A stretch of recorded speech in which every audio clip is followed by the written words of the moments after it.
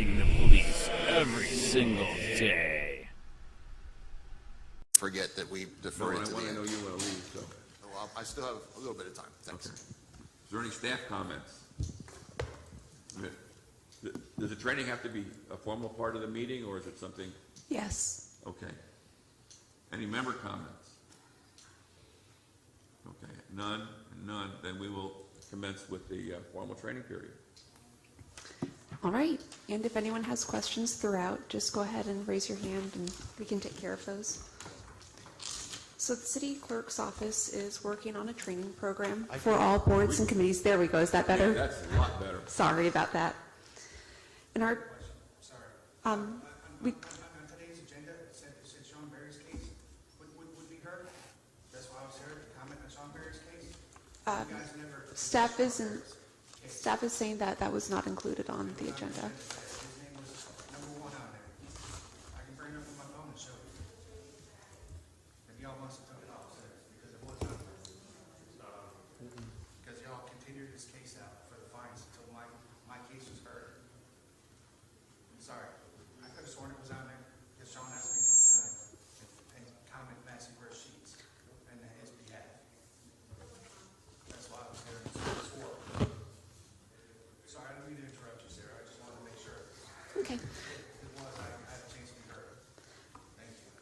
So in our view, effective boards are those that remain forward-looking, understand the duties and responsibilities. I'm having a hard time hearing you with the noise in the hallway. Oh, Yes, would you? Thank you.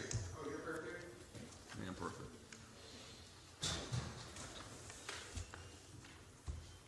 thank you. Thank you. So we find that effective boards are those that remain forward-looking, understand the duties and responsibilities within their purview, prioritize the purpose of the board over their personal desires, treat staff, the public, and fellow members with respect, follow council-adopted rules of conduct, which are respect each person, share responsibility, criticize only ideas, not people, keep an open mind, question and participate, attend all meetings, and listen constructively. The chair and the vice chair have duties that are a little different from those of our other members. They're elected each February by members of the board and serve for 1 year. They can serve a maximum of 3 consecutive years if re-elected before they have to take a year off, after which they can resume the prior office if the board desires. They run meetings in accordance with the agenda as the host of the assembly. The vice chair runs meetings in the chair's absence. The chair ensures that proper procedure and decorum is observed, maintains order, and votes on all motions unless a conflict of interest exists. The chair or vice chair serving as chair must relinquish the gavel to make or second motions. I'd like to note also that the vice chair is allowed to make motions as long as they are not serving as chair at a meeting. Whoever is serving as chair is also responsible for signing minutes that have been approved by the board.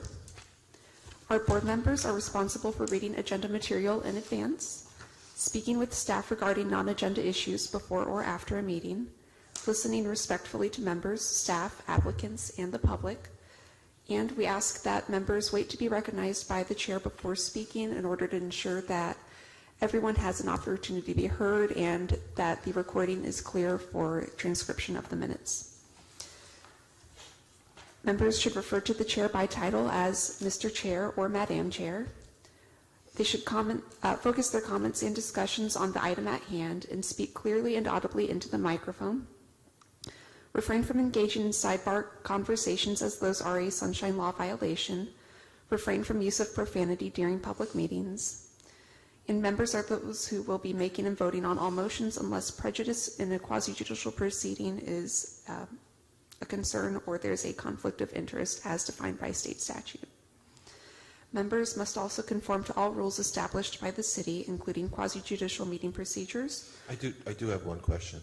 Mm-hmm. Did you want to take questions at the end or as you? Throughout's fine. So the one that says unless prejudicial or a conflict of interest, is that something that has to be identified at the beginning of the meeting or beginning of that particular portion of the meeting? If you think that you have a conflict of interest, we would like you to contact our office. That way we can go over the state statute with you, because the cases where that would actually occur are quite rare. They typically involve the potential for a person or certain relatives or business partners to gain or lose money pursuant to action taken on an item.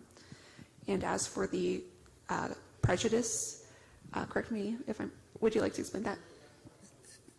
So the idea with respect to the prejudice is, if you feel like that either you have a connection to the respondent or some sort of relationship to the property that's been cited, and you feel like that you cannot render your judgment without some form of bias, you should announce that at the time that the case is called, and so that it's on the record, and you should actually refrain from participating due to the potential tainting of the record that's being presented to the code enforcement, which is different than the state conflict of interest, because that's relatively limited in scope to, as Sarah indicated, to what the statute provides, and as the Division of Ethics has interpreted that. So it would go beyond an economic interest into a social relationship? Yeah, anything that could, give the appearance of unfairness towards the respondent. And, there's nothing very clear cut about that, but if you personally feel like that it might prevent you from being totally open with respect to the respondent and the respondent's case, it's best to announce that ahead of time and refrain from participating. Thank you. Any other questions along those lines? All right. So we ask that members conform to all rules established by the city, including the quasi-judicial meeting procedures, rules outlined in the board member handbook, city's rules of conduct, the city's facility rules, and advice from the city's attorneys. This board does have alternate members potentially. I don't believe we have those seats filled currently.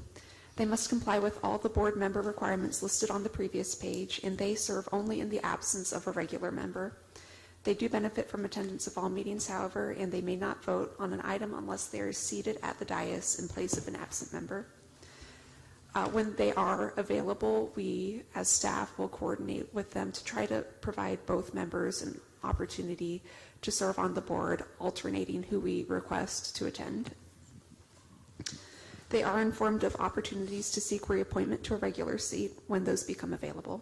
Sorry, let me interrupt at this moment. So there's an example there that if you know ahead of time that you may want to not participate in a particular case because of what you perceive to be some sort of unfairness to the respondent based on whatever connection you might have to the case. If you do alert the clerk ahead of time, the clerk can have an alternate be present, so that if you have to stand down for that particular matter, then the alternate can come forward, particularly if it may affect the quorum, because the respondent is entitled to as many members of the Code Enforcement Board to hear their case as possible. So that, I think that would be a courtesy to everyone involved. So there are two groups of city staff that your board typically interacts with. One is our office, the city clerk's office. We track appointments and attendance. We administer the oath of office to each member. We provide an orientation and educational materials and assist during the meetings with meeting procedures. We also provide a recording secretary who prepares minutes and recordings. Your supporting department is the Code Compliance Division. They provide a board secretary, Ashley Carney, who creates issues and distributes the agenda, and staff who present agenda items and or reports for your board. That's going to be the code compliance officers typically. And they can also answer board member questions in advance of meetings. A quorum is a physical presence of a majority of the total regular seats on a board. I'm sorry. Yes. On the previous side, answer questions prior to the meeting. That can't be specific questions to the case, right? Because that has to happen as part of the quorum in this function? Yes, that is correct. I think the staff is available to give you general answers to questions that are unrelated to a specific case. Right, thanks. So when all seats are filled, your board is a 7 regular member board. So for you, a quorum would be a minimum of 4 members. It's required in order to call a meeting to order and must be maintained throughout the meeting. Without a quorum, the board is limited to taking these actions. You can recess, at which time staff will take measures to try to obtain a quorum. And if that cannot be done, then we ask that the meeting be adjourned.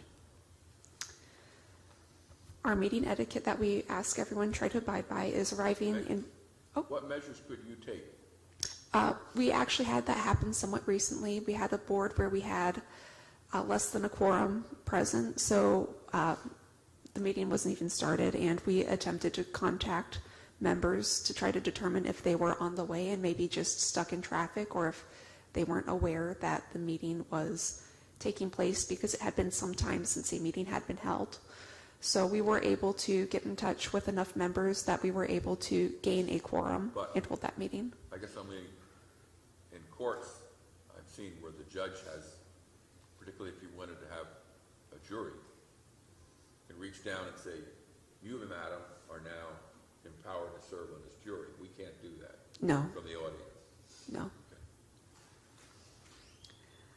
So we hope that everyone will be here 5 to 10 minutes prior to the start of meeting. That way we can try to determine if we do have a quorum or we need to start contacting members. We ask that each speaker wait to be recognized by the chair before speaking, and that only one person speaks at a time.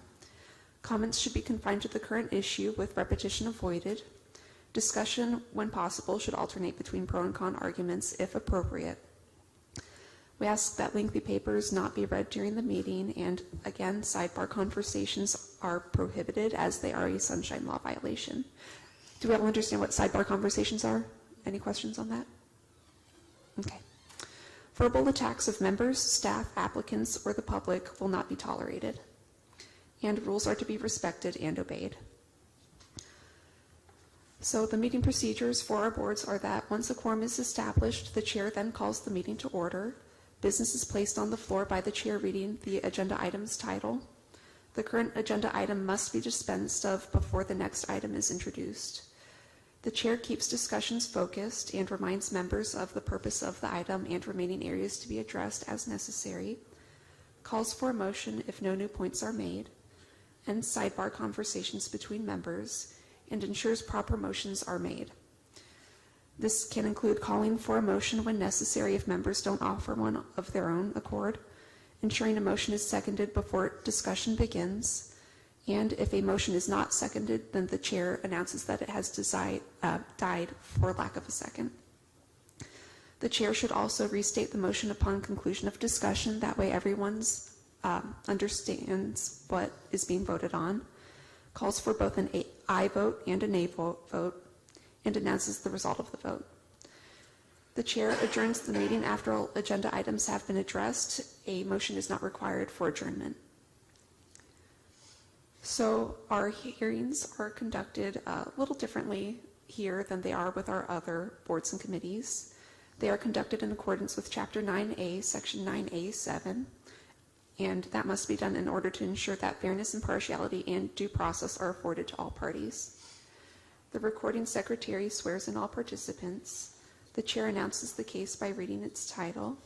The respondent enters a plea, or the chair enters a plea of not guilty on their behalf if they are absent. Staff provides the city's case in chief, including direct testimony of all city witnesses, an opportunity for respondent to cross-examine witnesses, and redirect examination of city's witnesses, and presentation of documentary evidence. Board members can ask questions through the chair. The board determines whether the chair has established a prima facie case by motion, and the respondent presents their case in chief with board members asking questions through the chair as needed. Staff may present a rebuttal if necessary, and the respondent may present a closing statement, and then staff may present a closing statement as well. Board discussion then ensues, and the board will end up making a motion to find the respondent guilty or not guilty, to issue an order affording the proper relief consistent with the powers granted by this chapter, and to establish a date for compliance and indicate a fine may be imposed. Penalty. Oh, I'm sorry, Joe. So there are no time limits in terms of presentations in this as opposed to other boards with the 3 and 30-minute rules? That is correct. Okay, thank you. Any other questions before we proceed? Okay. So for penalty hearings, these are held if a property does not come into compliance within the time frame specified during the prior meeting. No plea is entered. No motion to establish a prima facie case is necessary. Yeah, I have one question, just Linda, which is always, when the city presents its case, before we vote on to whether or not there's a prima facie case, the board cannot make an inquiry of the presenting officer to clarify any points they made before we make that motion? They can if it goes to the question of whether there's a prima facie case.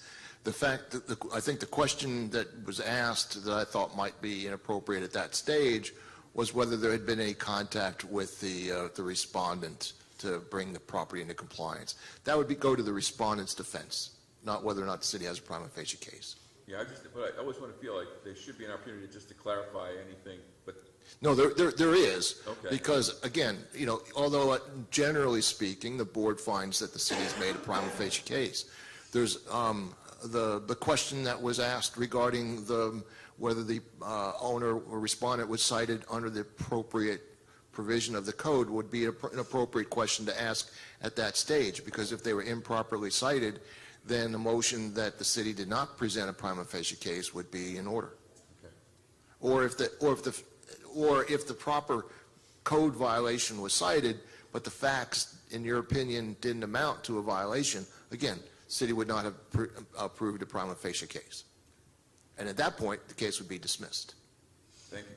Well, I'm sorry, so if it's not, thank you, if it's not determined to be prima facie case, it's just automatically done. That is correct, yes. Okay. All right, so when we have the penalty hearings, the recording secretary will make sure that all the participants are sworn in. The chair announces the hearing by reading its title. Staff provides an overview of the case's history and any updates to the case in chief, including direct testimony of all city witnesses, an opportunity for the respondent to cross-examine witnesses, redirect examination of city's witnesses, presentation of documentary evidence, and board members are allowed to ask questions through the chair. The respondent presents their case in chief. The board members ask questions through the chair. Staff may present a rebuttal if necessary. The respondent may present a closing statement, and staff may present a closing statement. Then board discussion will ensue, and the board motions to find the respondent in violation of the order, to impose a fine, including applicable interest, which will continue to run until the property comes into compliance, and to require payment of case costs incurred. Any questions on penalty hearings at this point? We also have repeat violation penalty hearings. If a respondent has previously been issued a cease and desist order for a certain violation within the past 5 years, subsequent violations of the same section of code may be brought forward as repeat violations. It is not necessary to give the property owner a reasonable time to come into compliance and correct the repeat violation. Repeat violation cases may be presented to the board even if the violation is corrected. They follow the same hearing conduct as other penalty hearings. Any questions about those? The board also hears requests for fine reduction. Once the property comes into compliance, the property owner may request a fine reduction. I'm sorry, how does the respondent that got fined know that they can come back and ask for a reduction? Is that provided to them when they're... No, it's not. It's in the law, and the presumption would be that, they would be knowledgeable of the law. They can certainly ask the code staff, and it happens very frequently when they're looking to sell the property or the property has been sold. The violation may travel with the property, and then somebody would come in and ask for a fine reduction. I mean, there's no notice directly given to an applicant that they can come in for a fine reduction. And that's only for fines that the board imposed. It wouldn't be if a police officer gave you a $100 ticket, I'm making this up. That's correct. They couldn't come and ask us to make it a $50 ticket. It's fine. Okay, so the fine reduction is only with respect to fines that you impose, because you retain continuing jurisdiction to modify your orders in that respect. The city council may set a specific fine for a specific citation violation. I don't know this, and I don't know that we've ever had a situation where someone has come in and asked for a fine reduction from a citation. I don't think that that you would have the authority to reduce a fine that was actually set by the city council. Thanks. All right. So for requests for fine reduction, those will begin with the recording secretary, again making sure all participants are sworn in. The chair announcing the hearing by reading the item's title. Staff will provide an overview of the case and related fines, costs incurred, and liens. Board members can ask questions through the chair. The respondent presents their case for fine reduction. Board members can ask questions of the respondent through the chair as well. Board discussion ensues, and then the board can make a motion to reduce the fines completely or in part, or to deny the request for fine reduction. As far as parliamentary procedure goes, the city does not strictly follow Robert's Rules of Order. The chair explains to the public what the board is doing, keeps the public informed while proceeding with an item, and announces the result of any action taken by the board. Members wait to be recognized by the chair prior to speaking, stay focused on the topic at hand, and avoid repetitious discussion, and make motions as needed. Motions signal the desire to take a specific action to be voted on by all members at the dais. There are 7 steps to making a motion. First, a member should wait and ask to be recognized by the chair. The chair then recognizes the member. The member states their motion. Another member can second the motion without waiting to be recognized by the chair. If not seconded, the motion dies and the chair should announce that result. Discussion does not begin until the motion is seconded, ideally. The chair repeats the motion and calls for discussion. And then following any discussion, the chair restates the motion and puts it to a vote. The chair counts the votes, the ayes and the nays both, and announces the outcome. And if there is a tie vote fails. If the motion fails, an alternative motion may be necessary. Only the prevailing side of a failed motion may offer a subsequent motion for the item. Motions can be amended. They do not have to be amended by the person who made or seconded the motion. Any member can offer an amendment. Only 2 amendments may be offered at a time before one must be voted on, with the second amendment being voted on first. If the second amendment passes, it's incorporated into the first amendment, and following any remaining discussion of the first amendment, a vote is taken on that amendment as it stands then. The chair then restates the main motion, incorporating any amendments which passed and asking for any further discussion. Further amendments may be proposed at that time, or a vote may be taken on the main motion as it then stands. Amendments can be made to add words, delete words, or substitute words. We have an example here. Mr. Smith would say that he moves to recommend approval of the plat application. Ms. Jacobson would second the motion without waiting to be recognized by the chair. The chair then states, we have a motion and a second to recommend approval of the plat application. Ms. Jones would then ask to be recognized by stating, Mr. Chair. The chair recognizes Mrs. Jones. Mrs. Jones then states, I move to amend the motion by adding subject to staff review after application, and someone seconds that without waiting to be recognized. Mr. Brown then asks to be recognized by the chair. The chair recognizes him. He moves to amend the amendment by replacing staff with legal, and someone seconds that motion. The chair asks for any discussion of the second amendment. If there is none, then they can go ahead and vote, calling for all those who are in favor of the amendment to replace staff with legal to say so by saying aye, and those opposed to signal so by saying nay. We'll say that the motion carried unanimously in this case. The amendment on the floor would then be to add subject to legal review after application. The chair is going to call for any further discussion of the amendment as it then stands. If there are none, then the chair can go ahead and take the vote. Once that vote is done, a motion still has not officially been passed. We still need a vote on the main motion before action can be considered to have been taken by the board.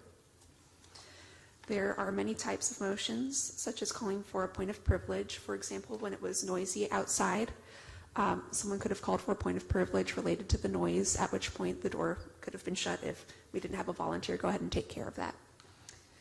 There can be motions to object to consideration of a question, to call for a division of the House, which would be to clarify a vote, to request clarification of a vote by voice, to request information, to lay an item on the table indefinitely, to postpone an item to a date certain, to call the question on the floor and end debate, to amend a motion, to reconsider a motion, to rescind a motion, and to take action on an item.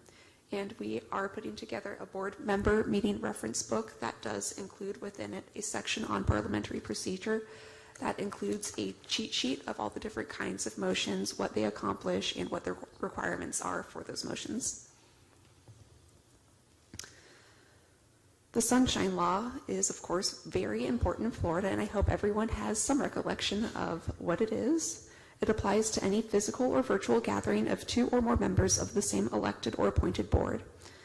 No 2 or more members of a board may discuss city business outside of a properly noticed public meeting which has been called to order, which has a quorum, and at which minutes are taken. Discussion of city business before the meeting is called to order or following adjournment is a violation of the Sunshine Law. Written correspondence by one member to inform others of the subject to be discussed at a meeting is not a violation unless discussion takes place prior to the meeting. However, if you send an email to someone just to inform them of something and they then reply, a discussion has started, so we strongly encourage members to not email each other.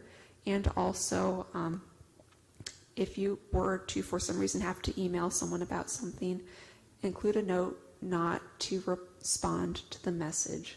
Now, if I might, this discussion is intended for boards in general, but with respect to this particular board, even though it may not be a violation of the Sunshine Law, it may be violation of quasi-judicial proceedings for you to have communications with each other, even if it's a one-way communication prior to the hearing before you. So I would advise not to have any written correspondence or verbal correspondence, for that matter, regarding any matter that's going to be heard as a violation before you. No. This only relates to substantive issues, though, correct? Yes. It does not relate to things like attendance.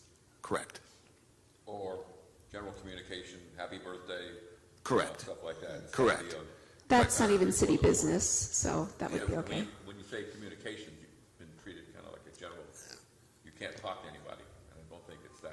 I think that the key here is that relating to business that's going to come before you. Even social gatherings is permissible. Telephone participation by an absent member is only permissible when there is a quorum of the board physically present and the absence is due to extraordinary circumstances such as an illness, and the board approves such participation. However, we are somewhat limited in our capability to accommodate that here. Non-disruptive or silent videotaping of a public meeting cannot be banned. Consequences for violation of the Sunshine Law include criminal penalties, removal from office, non-criminal charges, fines, and attorney fees. Okay. Question. Yes? So, point of clarification, or maybe my confusion. Telephone calls. In other instances, we've asked about the possibility of Zoom, and we were told under Florida law you can't do Zoom or calls like that when a board member is going to be absent. So is this an exception, or how do, if you don't have a quorum or you're missing a member, is this a viable option or not? I have a question, David. With that, they can participate, but can they vote? They can't vote when they're participating telephonically, can they? I really don't know the answer to that question. I know that there was some relaxation during the COVID time that would allow for participation by Zoom. We'll look into that specific question and get back to you. Okay, thank you. Entire meetings can no longer be held by Zoom. We'll look into individual members. Okay, the entire, Like all members of a board could not participate by Zoom, definitely, Okay. but we can look into individual members. Florida does also have a public records law. It states that each person involved in the business conducted by the city, including board members, has the responsibility to protect, preserve, store, transfer, destroy, or otherwise dispose of, use, and manage public records only in accordance with the applicable federal, state, and local law, and such rules as may be promulgated or approved by the city.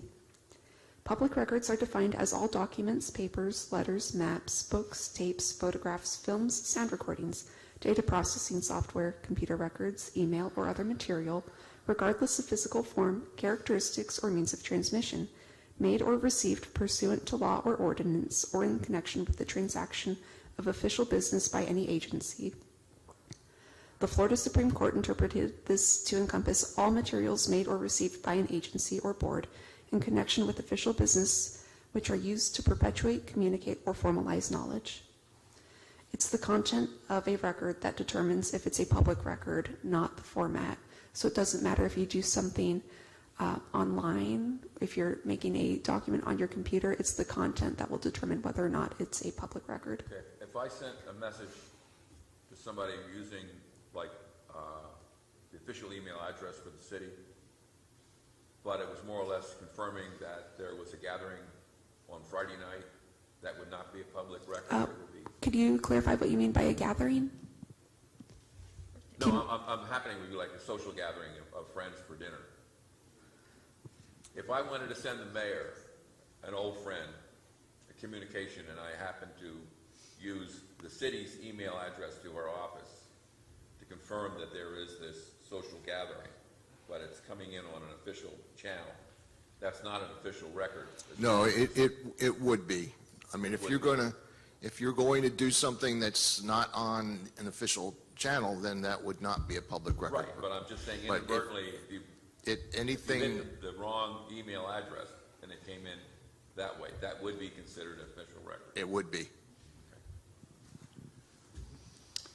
Records to or from board members regarding city business are public records. Public records must be retained and disposed of in accordance with the state's general records schedules. At the end of a member's term of appointment, records should be provided to a member's successor or the city clerk's office. We're happy to accept anything that you do happen to have.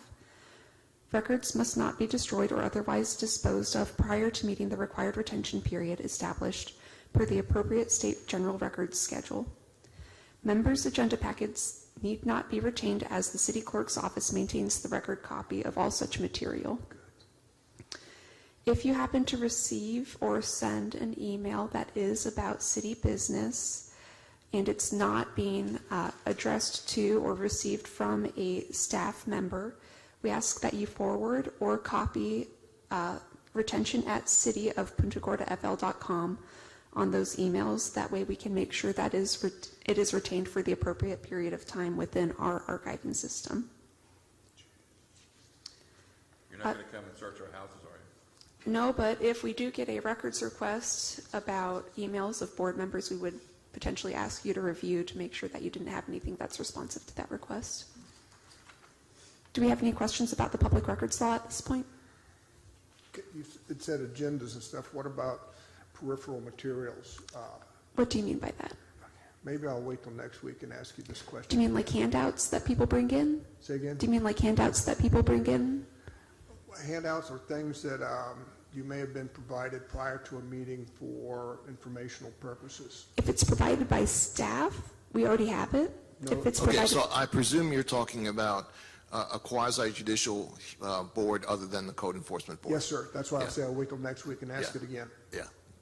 But the answer to your question would be that you're entitled to receive those ex parte communications, and under the recently adopted resolution of the City Council, you don't even need to disclose those. Nevertheless, even for your board responsibilities, you are only to make your decision based on the evidence and testimony presented at the hearing. So you can receive stuff No need to disclose it, but you can't base your decision on it either. Yes, thank you. And if it is about city business, we are going to need a copy of it if we don't have one already. There are ethics laws that do apply to our board members. Florida Statutes Chapter 112, Part 3 provides for the Code of Ethics for public officers and employees. A Guide to the Sunshine Amendment and Code of Ethics for public officers and employees is published annually by the Florida Commission on Ethics. If anyone would like a copy of it, we would be happy to email it to you. The law details prohibited actions and conduct, voting conflicts of interest, and financial disclosures, among other things. Penalties for violating the Code of Ethics range from a misdemeanor to a felony of the 3rd degree, as well as removal from office, public censure, a civil penalty not to exceed $10,000, and restitution of any pecuniary benefits received. Article 2, Section 5 of the Florida Constitution prohibits any person from serving on more than one decision-making board. The Code Enforcement Board is, of course, decision-making, so you wouldn't be able to also serve on one of our boards like the Building Board. Is that doesn't mean the way it's read here, you're serving on one decision maker, that's all. Once you serve, you can never serve on any other board? You can't serve on them simultaneously. Okay. And I have one other question. If it's so important that we have this material and there are financial consequences for violating it, the ethics rules, and we're volunteers, would it not be appropriate for the city to ensure that we have a copy of this? You were given one when you were appointed. Pardon? You were given one when you were appointed, but if you'd like a fresh copy, if it's been misplaced. Probably, I may have it, but just for my own. Yeah, we can go ahead and send it to all members after this. Thank you. No problem. If the official decision, ruling, or act occurs in the context of a quasi-judicial proceeding, a member may abstain from voting on such matter if the abstention is, we should probably skip this part. This is really more for the Planning Commission, isn't it? With the, nope, wrong page, sorry. If the official decision, ruling, or act occurs in the context of a quasi-judicial proceeding, a member may abstain from voting on such matter if the abstention is to assure a fair proceeding free from potential bias or prejudice. This is the statute that details that. It's available for you to read in detail in your packet. We'd be happy to answer any questions you have. There's also Florida Statute 112.3143 that defines conflicts of interest. This isn't verbatim, so I'll go ahead and review it with you. Individuals must abstain from voting on a measure which would inure to his or her special private gain or loss, or inure to the special private gain or loss of a relative, business associate, or principal other than the government agency by whom he or she is retained, including the parent, subsidiary, or sibling organization of a principal by which he or she is retained. Relative means the elected or appointed individual's father, mother, son, daughter, husband, wife, brother, sister, father-in-law, mother-in-law, son-in-law, or daughter-in-law. A business associate means any person or entity engaged in or carrying on a business enterprise with the officer as a partner, joint venture, co-owner of property, or corporate shareholder, where the shares of the corporation are not listed on any national or regional stock exchange. And that's it. Do we have any other questions? For me, if the book you're referring to in ethics is more current than 2015, I would like to have it. We can go ahead and send that out. Anything else? Since this is not a quasi-judicial board, this is actually training. I'll get that 3 minutes to talk for the state sunshine law. This is not a quasi-judicial board right now. This is training. For the sunshine law, I'll have 3 minutes to talk. The Code Enforcement Board does not have public comment. It's not part of. This is not a board, this is training. Code Enforcement Board does not have public comment. Again, you violated my rights. Me and Sarah sent me the book the other day. I reviewed it. This is considered training. This is not a quasi-judicial board at the moment. This is training. It's a quasi-judicial board in. They're not sitting as a ruling body at the moment, sir. They're sitting as training. They're not sitting judging people at the moment. They're sitting in training. Is that all we have? That's it. So technically, it's not a quasi-judicial board. And thank you for violating my right, Mr. Chair? Benjamin, copy of those allowing people to do it. This Chair, is proof I make a motion we adjourn. Motion been made that we adjourn. It's second. We adjourn. Make Again, sure you it's- violated my rights. Learn the freaking law. You can't wait to have